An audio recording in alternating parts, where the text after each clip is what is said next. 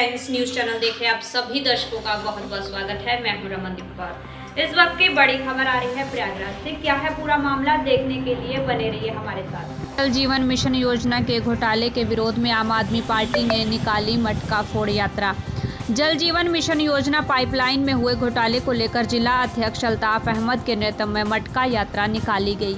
यह यात्रा महानगर कार्यालय हार्टलाइन हॉस्पिटल के पास से पैदल मार्च करते हुए सुभाष चौराहा होते हुए पत्थर गिरजाघर धरना स्थल पर मटका फोड़कर समापन हुआ।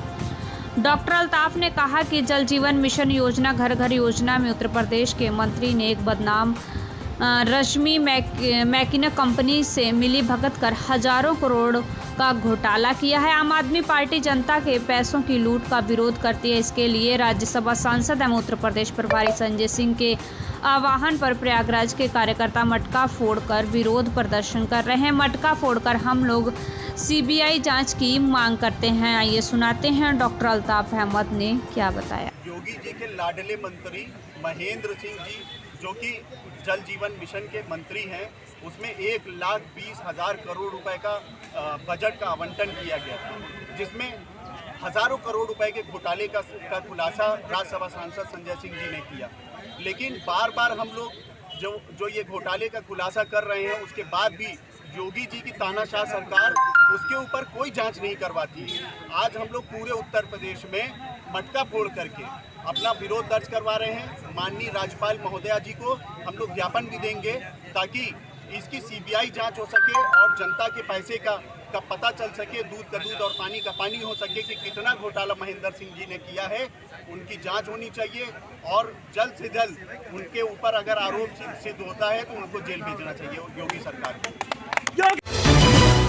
Prayagraj Jeevan Jyoti group of hospital के निदेशक रहे रामचीन laparoscopic surgeon doctor A K. Bansal की सनसनीखेज हत्या का मास्टरमाइंड आलोक सिन्हा आखिरकार कानून के शिकंजे में आ गया है। घटना के तकरीबन 4.5 साल बाद 50,000 रुपए का इनामी आलोक एसटीएफ प्रयागराज के हत्थे चढ़ा है। उसे फॉर्च्यूनर कार में जाते वक्त प्रयागराज से ही कीटगंज इलाके में बुधवार की दोपहर गिरफ्तार किया गया है। पूछताछ में उनसे कबूला की डॉक्टर बंसल के बेटे डीएम न्यूरोप्रोसोलॉजी में दाखिला न करा सका तो उन्होंने धोखाधड़ी का मुकदमा लिखाकर उसे जेल भिजवा दिया। इसी खुन्नस में उसने दिलीप मिश्रा से मदद से शूटरों को सुपारी देकर डॉक्टर बंसल का कत्ल करवाया था। रामबाग स्थित जीवन ज्योति अस्पताल के निदेशक डॉक्टर ए.के. बंसल को 12 जनवरी 2017 की शाम 7 बजे उनके चैम्बर के भीतर गोलियों से शूट कर दिया गया था। 2 शूटर गोली मारने के बाद पिछले रास्ते से फरार हो गए थे। ये घटना प्रदेश भर में कई दिनों तक सुर्खियां में रही। पुलिस और क्राइम ब्रांच के साथ एसटीएफ भी घटना वाली रात से ही वारदात की तहकीकात में जुट गई थी। लखनऊ से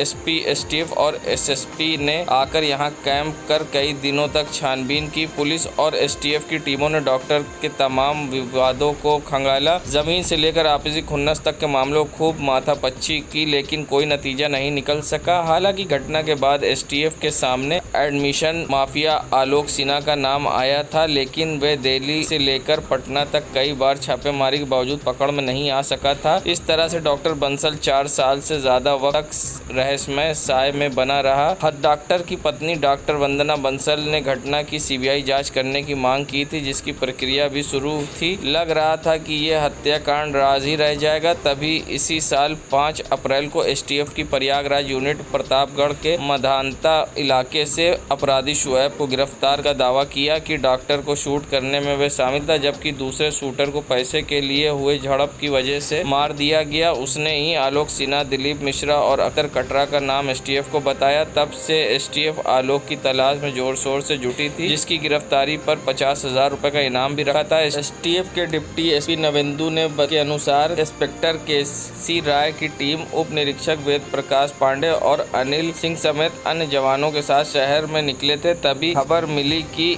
डॉक्टर बंसल हत्याकांड का मास्टरमाइंड आलोक सिन्हा किसी अधिवक्ता से मिलने कीटगंज परेड किसी की तरफ मिलने मिलने आया है। कुछ देर में एसटीएफ वहां घेराबंदी कर और फिर फॉर्च्यूनर कार के भीतर आलोक सिन्हा को दबोच लिया। उसके पास कुछ पैसे, मोबाइल फोन, क्रेडिट कार्ड भी मिला। पूछताछ में आलोक ने बताया कि मूल रूप से बिहार में पटना का रहने वाला है। पढ़ाई पूरी तरह दिल्ली चला गया था और जहाँ दोस्तों के साथ मिलकर कोचिंग संस्थान खोला था। जिस इमारत में कोचिंग खोली थी उसे मालिक लखनऊ स्थित महर्षि योग विश्वविद्यालय के चेयरमैन अजय प्रकाश श्रीवास्तव थे। उनसे मेल जोल होने पर उसे लखनऊ महर्षि विद्यालय भी उसका आना जाना हुआ, जहाँ डॉक्टर बंसल भी पार्टनर थे। इसी तरह आलोक की मुलाकात डॉक्टर बंसल से हुई। डॉक्टर बंसल ने आलोक से अपने बेटे अर्पित का डीएम नेफ्रोलॉजी में एडमिशन कराने के लिए कहा, जिसे 55 लाख रुपए भी डॉक्टर ने अलग अलग माध्यम से दिए। प्रयागराज आते जाते वे डॉक्टर के पास भी मिलने जाता था। डॉक्टर के पास आने जाने के दौरान ही आलोक मिलना चाका के पूर्व ब्लॉक प्रमुख दिलीप मिश्रा से हुआ। एक जमीन के सिलसिले में डॉक्टर के पास आता था। वहीं आलोक ने एसटीएफ को बताया कि डॉक्टर के बेटे डीएम नेफ्रोलॉजी में दाखिला नहीं करा सका तो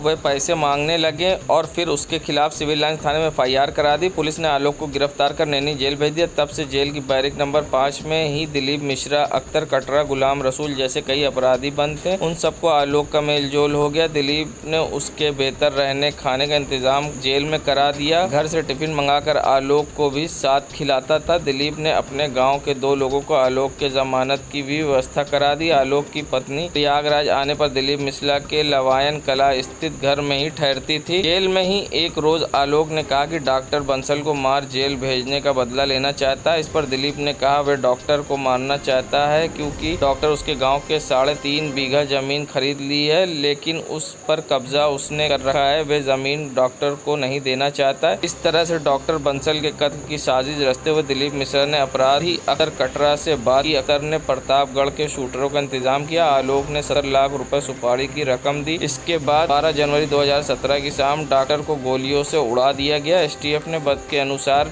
आलोक के खिलाफ प्रयागराज के सिविल लाइन्स और कीटगंज के अलावा दिल्ली के लाजपत नगर, साउथ वेस्ट दिल्ली के जाफरपुर कला, हरियाणा रेवड़ी और रोहतक जनपद कर्नाटक मंगलौर में भी एडमिशन धोखाधड़ी का मुकदमा दर्ज है। नगरी प्रयागराज ये नज़ारा है कोतवाली थाने का, जहां पर आप देख सकते हैं कि एसपी सिटी ऑफिस और कोतवाली के बाहर जाम के जाम से लोग रोज होते हैं परेशान, मगर नहीं हो रहा है इसका समाधान।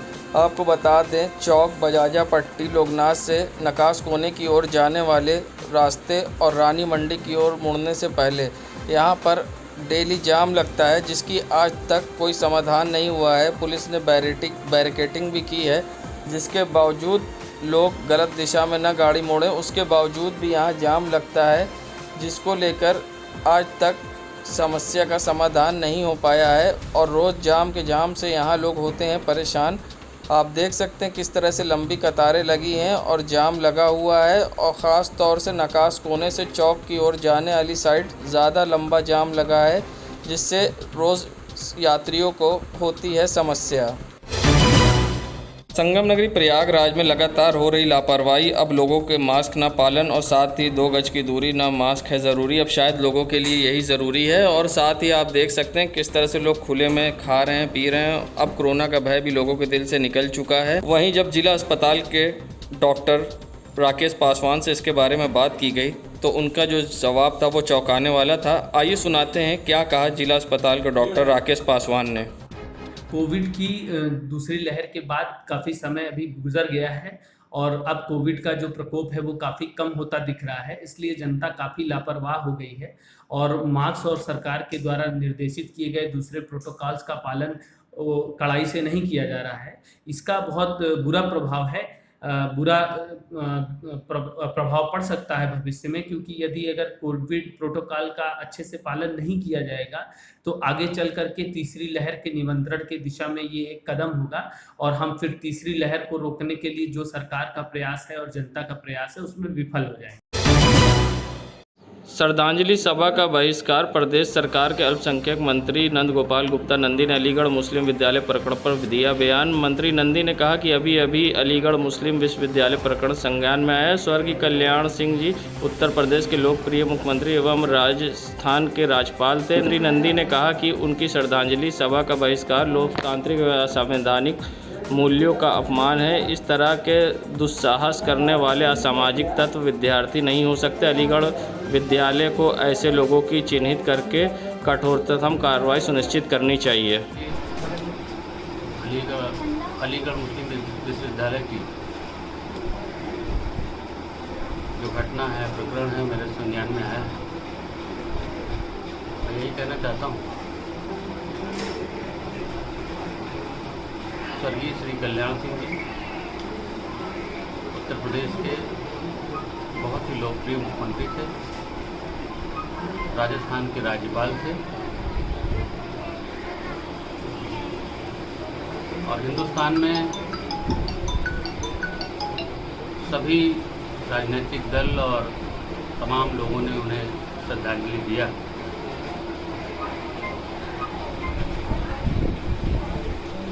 और मुस्लिम विश्वविद्यालय में जो अलीगढ़ में कुछ छात्रों द्वारा ये विरोध प्रदर्शन की बात कही गई, पोस्टर लगाए गए, मेरा मानना है कि वो निश्चित रूप से असामाजिक तत्व हैं, सपा, बसपा और कांग्रेस के हाथों में खेल रहे हैं और ऐसे असामाजिक तत्वों के खिलाफ विश्वविद्यालय प्रशासन को चिन्हित करके कठोरतम कार्रवाई करनी चाहिए। और मैं एक बात ये भी कहना चाहता हूँ, चुनावी साल है, इसलिए सपा, बसपा और कांग्रेस सक्रिय हो गई है। केवल मुस्लिम समाज को डरा करके, भय दिखा करके शासन सत्ता के बल पे आने वाले लोग, शासन सत्ता करने वाले लोगों को जनता ने आईना दिखाया और आज वो कहीं के नहीं रहे हैं। मैं अल्पसंख्यक कल्याण मंत्री हूँ। अल्पसंख्यक वित्त विकास निगम पिछले 15 सालों से बंद था। हमारी सरकार का नारा है सबका साथ, सबका विकास और सबका विश्वास। सिर्फ नहीं ये नारा, ये है उद्देश्य हमारा मानना है माननीय प्रधानमंत्री जी, माननीय मुख्यमंत्री जी जिस तरह से काम करते हैं, देश के में रहने वाले 130 करोड़ के लिए, 130 करोड़ लोगों के लिए प्रधानमंत्री जी काम करते हैं। माननीय मुख्यमंत्री जी इस प्रदेश में रहने वाले 24 करोड़ लोगों को ध्यान में रख करके योजनाएँ बनाते हैं। सरकार की योजनाओं का लाभ अंतिम व्यक्ति तक मिले, अंतिम व्यक्ति तक पहुँचे, अंतिम गांव तक पहुँचे बिना किसी भेदभाव। अभी जो अल्पसंख्यक वित्त विकास निगम सपा, बसपा और कांग्रेस के समय में बंद पड़ा था, हम लोगों ने उसमें 10 करोड़ रुपए ला करके मुस्लिम बहनों को, बच्चों को आगे बढ़ने का मौका दिया, रोजगार करने का मौका दिया। एक बेटी डॉक्टर बन रही है, उसको भी 8 लाख रुपए का लोन दिया। तो हम सबका साथ, सबका विकास और सबका विश्वास सिर्फ नहीं है नारा, ये है उद्देश्य हमारा, इसके तहत काम कर रहे हैं। इन लोगों ने बस मुस्लिम समाज का बच्चा पंचर की दुकान बनाए, अलमारी पीटने का काम करे, केवल इसी में झगड़े रखने। संगम नगरी प्रयागराज में केंद्र सरकार ने सर्राफा व्यापारियों के सभी ज्वेलर्स को HUID प्रणाली के द्वारा हॉलमार्क को वरिष्ठ संख्या में लेने के निर्देश जारी किए हैं। इस संख्या को लेने में 5 से 10 दिन लगते हैं। HUID कानून के खिलाफ सभी सोने और चांदी के दुकानदार विरोध अब कर रहे हैं। इसी को लेकर जब हमने व्यापारियों से बातचीत की तो उनका कहना था हम हॉलमार्क का विरोध नहीं कर रहे हैं, हम HUID का कर रहे हैं, जिससे कि हमें लिखा पढ़ी में ज़्यादा समस्या होगी। यानी हम जब खरीदते हैं या किसी को बेचते हैं उसकी एंट्री करनी पड़ेगी। अगर वो 1 घंटे बाद बाई बैक करता है तब भी हम उस कैंसिलेशन करने के बाद इस तरह से हमें लिखा पढ़ी की भार हमारे ऊपर बढ़ती जा रही, जिसके लिए हम विरोध कर रहे हैं। या फिर इसमें कुछ संशोधन करना चाहिए सरकार को, नहीं तो हम हड़ताल पर जाएंगे। आइए सुनाते हैं क्या कहना है सर्राफा व्यापारी का। सर, हम लोग HUID का विरोध कर रहे हैं और हॉलमार्क का विरोध नहीं कर रहे हैं। हम हॉलमार्क, वैसे भी हम लोग जेवर हॉलमार्क का बेचते हैं। HUID का विरोध इसलिए कर रहे हैं क्योंकि जहाँ से माल चलेगा वहाँ से हमें जब मिलेगा हम भी अपने पास एंट्री करेंगे। हमने किसी को बेच दिया अगर उसने हमें वापस किया अगले दिन या कभी भी वापस किया तो हमें उसकी एंट्री माइनस करनी पड़ेगी। तो हम लोगों के पास लिखा पढ़ी का डिपार्टमेंट बहुत ज़्यादा बढ़ रहा है। सिर्फ हम लोग इस चीज़ का विरोध कर रहे हैं कि HUID का या तो संशोधन हो जाए और या इसे बाई बैक ले लिया जाए। हम लोग वापस करने की मांग पे पुरजोर कोशिश में लगे हुए हैं। सर, हम लोग हड़ताल करेंगे। अब जैसे कल हुआ था 23 तारीख को, दिनांक 23/8/2021 को, आगे भी ये हड़ताल जारी रहेगी। सर, मेरा नाम दीपू सिंह है, एकता ऑर्नामेंट, प्रयागराज। संगम नगरी प्रयागराज में बिजली चोरी से विभाग के अधिकारी परेशान हैं। इस पर अंकुश लगाने का पूरा प्रबंध किया जाता है, लेकिन ये अपनी हरकतों से बाज नहीं आते। इससे विभाग को लाखों का चूना लग रहा है। हालांकि अब इस समाधान निकाल लिया गया है। बिजली चोरी करने वालों पर अब ड्रोन कैमरे से नज़र रखी जाएगी। ड्रोन में हाई मेगापिक्सल के कैमरे रहेंगे और जीपीएस सिस्टम भी रहेगा। कैमरे से लगी गली में रिकॉर्डिंग होगी और इलाके की लोकेशन मिलेगी। ड्रोन सिस्टम कंट्रोल रूम से जुड़ा होगा और वहां सारा डाटा कलेक्ट किया जाएगा। इससे बिजली चोरी करने वालों पर शिकंजा कसने की तैयारी हो गई है। और बता दें, प्रयागराज में बिजली विभाग तमाम कवायद के बाद भी बिजली चोरी नहीं रोक पा रहा है। बमरौली, करैली, करैलाबाग, कसारी, मसारी उपकेंद्र के सर्वाधिक बिजली चोरी हो रही है। यहाँ कई हाईलाइन लॉस वाले फीडर हैं। इस पर अंकुश लगाने के लिए पूर्वांचल विद्युत वितरण निगम लिमिटेड के विशेष कार्य अधिकारी ओपी दीक्षित ने प्रदेश के कई जनपदों का भ्रमण कर अधिकारियों के साथ कई चरणों की बैठक की। उन्होंने ड्रोन कैमरे से बिजली चोरी निगरानी की बात कही, जिसके बाद ये योजना बनाई गई है। सितंबर माह में प्रदेश भर में बिजली चोरी करने वालों पर निगरानी ड्रोन कैमरे से शुरू होगी। आपको बता दें कि इस अभियान की शुरुआत प्रयागराज जिले से होगी। घनी आबादी और उस क्षेत्र में ड्रोन कैमरे सक्रिय रहेंगे जो हाईलाइन लॉस इलाके होंगे। ड्रोन आसमान से उन इलाकों की 24 घंटे में पेट्रोलिंग करेगा। इसे कंट्रोल रूम से जोड़ा जाएगा। यहाँ तैनात कर्मचारी इसकी तस्वीरें को एकत्रित कर संबंधित उपकेंद्र के अधिकारियों को भेजेंगे ताकि बिजली चोरी करने वालों को पकड़ा जा सके। संगम नगरी प्रयागराज रेलवे से अगर आपको अपनी मोटरसाइकिल या स्कूटी को एक जगह से दूसरी जगह बुक कर भेजना पड़ जाता है तो सबसे बड़ी मुश्किल का काम होता था। अब गाड़ी को भीड़ भाड़ में जाकर बुक करने के लिए फॉर्म भरना अब एनसीआर से अपने ग्राहकों की इस समस्या का समाधान निकाल लिया है। अब आप घर बैठे कहीं भी अपनी गाड़ी को रेलवे पार्सल से भेजने के लिए ऑनलाइन बुक कर सकते हैं। रेलवे ने अब ऑनलाइन बुकिंग की सुविधा देते हुए अपनी वेबसाइट चालू कर दी, जिस पर आप बुकिंग करके अपने सामान एक जगह से दूसरी जगह भेज सकते हैं। साथ ही बुक किए हुए सामान को घर बैठे ही अपने मोबाइल पर ट्रैक भी कर सकते हैं। रेलवे की वेबसाइट www.parcel.indianrail.gov.in पर रेलवे की CPRO डॉक्टर शिवम शर्मा ने बताया कि कंज्यूमर की दिक्कतों को देखते हुए रेलवे ने इस पहल की शुरुआत की है। आप कहीं से भी अपने घर बैठे अपना पार्सल बुक कर सकते। देखिए, अभी तक क्या होता था कि फॉरवर्डिंग नोट भरने के लिए जो हमारे कंज्यूमर होते थे, पार्सल कंज्यूमर, उनको स्टेशन जाना होता था। वहाँ जाके पहले फॉरवर्डिंग नोट भरते थे, उसके बाद पैकेज की गणना वगैरह होती थी और फाइनली रेलवे रिसीट वगैरह मिलती थी। अभी रेलवे ने ये सुविधा दे दी है कि आप घर बैठे कहीं से भी वहाँ पर लॉगिन कर सकते हैं इंडियन रेलवेज़ की वेबसाइट पे www.parcel.indianrail.gov.in। इस पे लॉगिन करके और आप अपने डिटेल्स दे सकते हैं और ई फॉरवर्डिंग नोट भर सकते हैं, जिसमें आप अपने सारे डिटेल्स देते हैं, क्या वज़न है, क्या है, और उसके बाद जो आप रजिस्टर्ड ईमेल आईडी जो आप उसमें देंगे, बाकी का कम्युनिकेशन आपको उस मेल आईडी पे होगा। और उसके बाद फिर वो ई फॉरवर्डिंग नोट और डिटेल्स ले जाके स्टेशन पर पार्सल ऑफिस में उसको ले जाके और फाइनली रेलवे रिसीट वहाँ से प्राप्त हो जाती है। तो इससे घर बैठे पार्सल बुकिंग आप कर रहे हैं। पहले आपको स्टेशन जाना पड़ता था फॉरवर्डिंग नोट भरने के लिए, अब आप कहीं से भी कर सकते हैं। तो एक लॉजिस्टिक कॉस्ट भी बचेगी जो हमारे कंज्यूमर्स हैं उनकी, और साथ ही साथ सुविधा तो, कन्वीनियंस तो मिल ही रही है। इसका भुगतान मैंने बताया ना कि आपने पहले फॉरवर्डिंग नोट भरा, फॉरवर्डिंग नोट भर के उसमें जो भी ज़रूरी दस्तावेज हैं वो आप लेके गए। जिस दिन आपको भेजना है, सामान भेजना है जब पार्सल का, और वहाँ पर जाके जो एक्चुअल वेइंग होती है वो पार्सल ऑफिस में होगी।